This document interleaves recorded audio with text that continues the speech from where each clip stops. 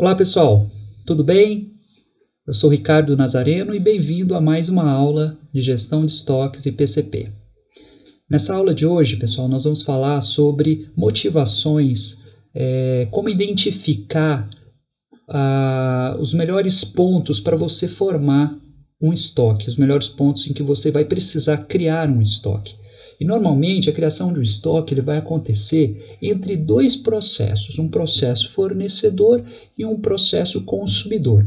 Pode ser um fornecedor externo e o consumidor é você, no caso de uma compra mesmo, tá? Então se você está pensando aí num fluxo de compra, fornecedor externo e você é o consumidor.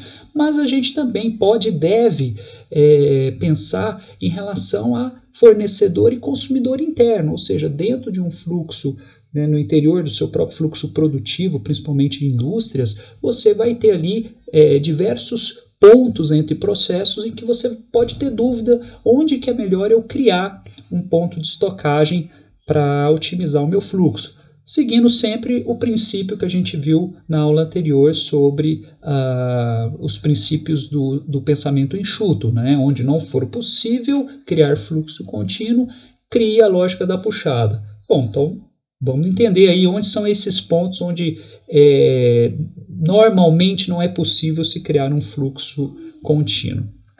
Primeiramente, pessoal, normalmente entre processos fornecedores e processos consumidores, em que o consumidor ele depende, né, de vários processos fornecedores, né, que estão fornecendo vários itens diferentes, com tempos de processamento diferentes, seja um tempo de compra, de reposição externa, seja um tempo de processamento interno, né, e oriundos de fornecedores diferentes. É uma situação em que é muito provável que você vai ter que criar um ponto de estocagem entre esses dois processos, tá? É aqui o que a gente chama de um supermercado, um estoque tipo supermercado sincronizador, que ele vai ter um papel de sincronizar a disponibilidade dos itens, né? Então são processos em que é muito difícil você garantir que todos esses materiais cheguem de forma sincronizada, cheguem ao mesmo tempo, caso eles estivessem sendo feitos por fluxo contínuo.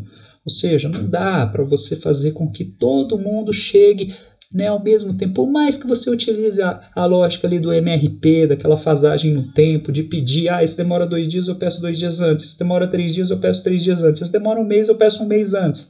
Mas na prática, eles não vão chegar todos ao mesmo tempo. E aí você corre um grande risco de deixar o consumidor parado, desabastecido, e aí você perder aí em termos de produtividade, tá?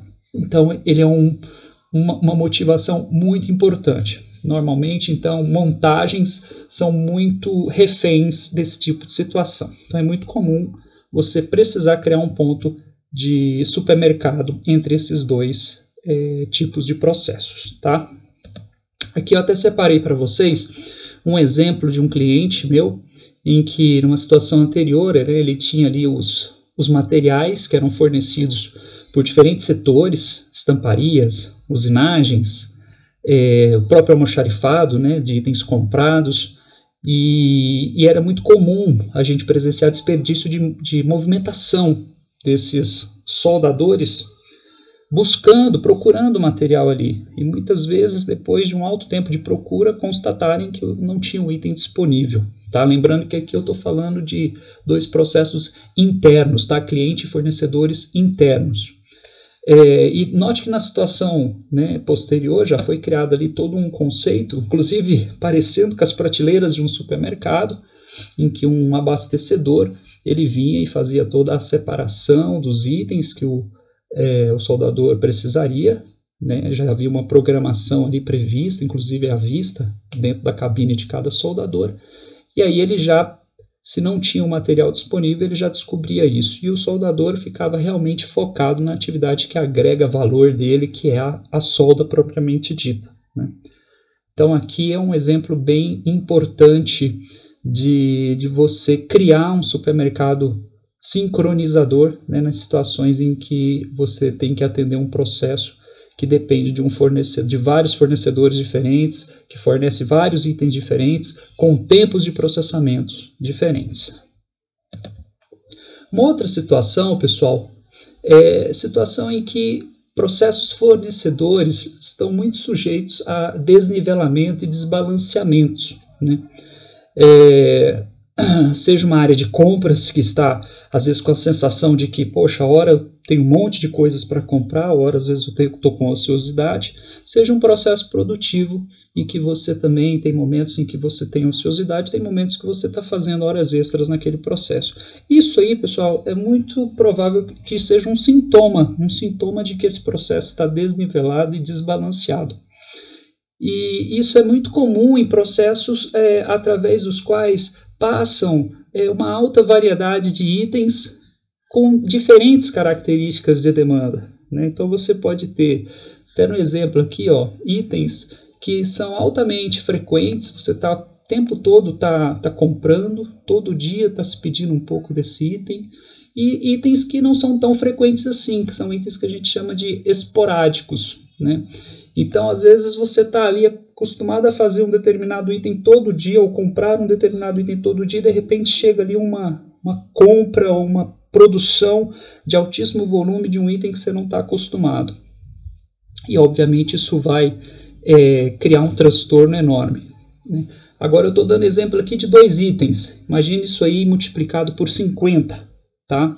Que é muito comum em processos, por exemplo, como estamparias, injeção, usinagens, né? São processos pelos quais está passando uma altíssima variedade de itens com diferentes características e demandas, com tempos de processamentos diferentes. Nesse caso, pessoal, obviamente você não vai colocar todo mundo em estoque, mas você criar um ponto de estocagem ali para os itens mais frequentes, mais vendidos, e obviamente a gente vai falar ao longo desse nosso curso sobre como identificar quais são esses itens em detrimento aos que vão continuar contra pedido, mas para esses itens que são o que a gente chama de best sellers, é importante você criar um ponto de estocagem, porque esse supermercado ele vai funcionar como um regulador, ele vai ajudar a nivelar e balancear através de algumas técnicas de cálculo de capacidade. Você vai poder dimensionar o tamanho do lote ideal e a frequência com que você deve estar repondo esses itens, seja comprando, seja produzindo. Se você faz isso com uma certa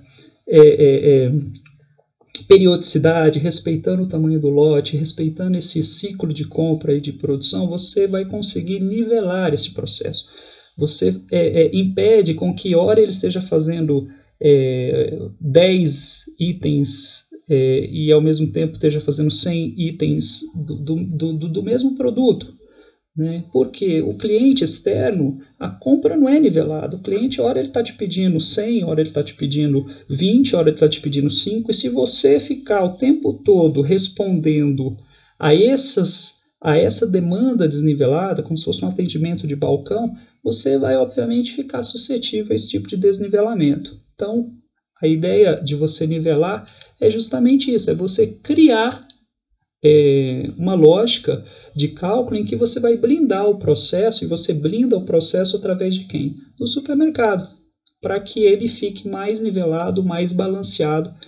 E aí, obviamente, para os itens que são contra pedido, são sob encomenda, você vai conseguir administrar melhor, porque você começa a ter que tratar um universo menor de itens que chegam de surpresa, vamos assim dizer. Os outros não, os outros você cria uma previsibilidade através da padronização da forma como você vai estar sempre produzindo eles. Isso que a gente está chamando de nivelar e balancear. E o supermercado é um instrumento, uma ferramenta muito válida para te proporcionar esse tipo de benefício, tá? Então, segunda situação aqui, entre 2 processos em que um fornecedor está muito suscetível a uma grande variedade de itens, tá? Com diferentes características de demandas, com tempo de processamentos diferentes, é uma boa também você criar ali um ponto de supermercado. Obviamente, tem que calcular, tem que dimensionar bem o tamanho do estoque, a frequência de reposição dos itens que ficarão nesse supermercado.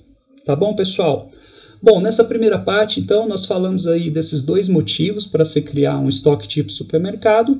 Na próxima aula, nós voltaremos e eu vou apresentar para vocês mais outros 2 motivos aí para a gente criar um estoque tipo supermercado. Tá joia? Até a próxima, então. Grande abraço. Tchau.